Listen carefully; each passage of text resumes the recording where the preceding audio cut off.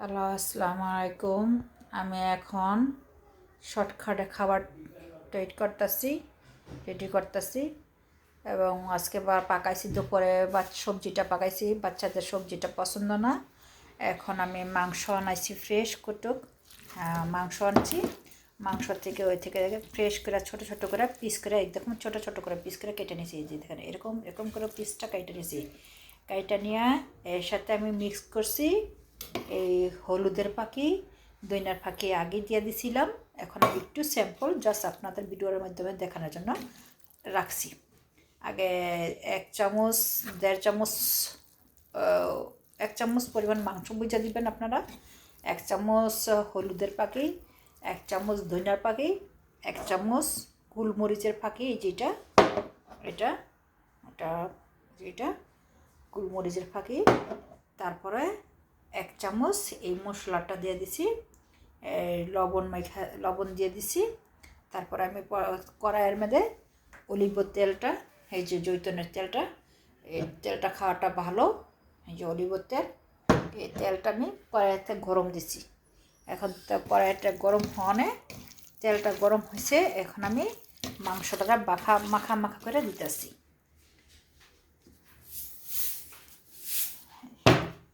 মাংসটাকে এইভাবে মাইখা দিয়েছি, ভালো করে মিক্স করছি মশলাটার সাথে। এইভাবে হাতটা ভালো করে মশলাটা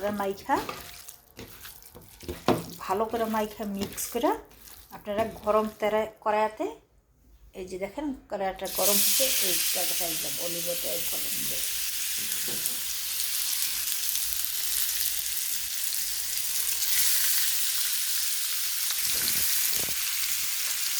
দেবে, কড়াইতে মাছ দিয়ে দিলাম।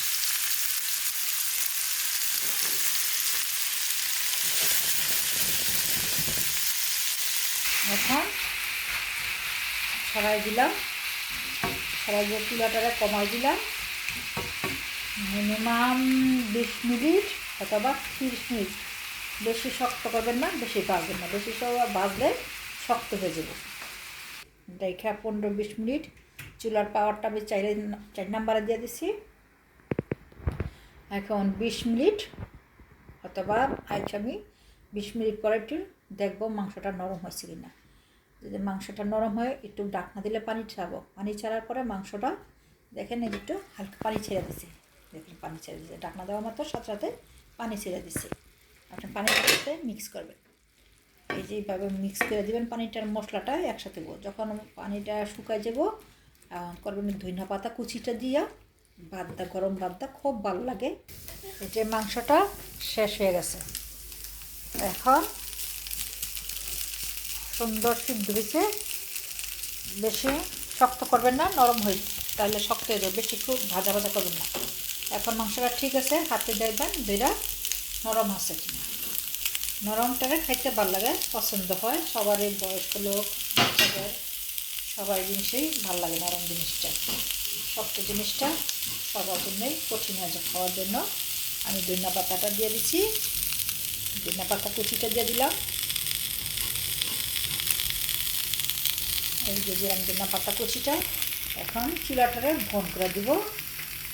একটা সবুজ সবুজ থাকলে ধনিয়া পাতাটায় এই গরমের সিদ্ধ হইব, চুলায় গরমের তাকে সবুজ সবুজ থাকবে, গ্রান আসবে। কিন্তু এই ধনিয়া পাতা সিদ্ধ হয়ে গেলে এটা গ্রান থাকে না, এটা কালারটা সুন্দর আসে, সবুজ সবুজ থাকে, গ্রানটাও থাকে।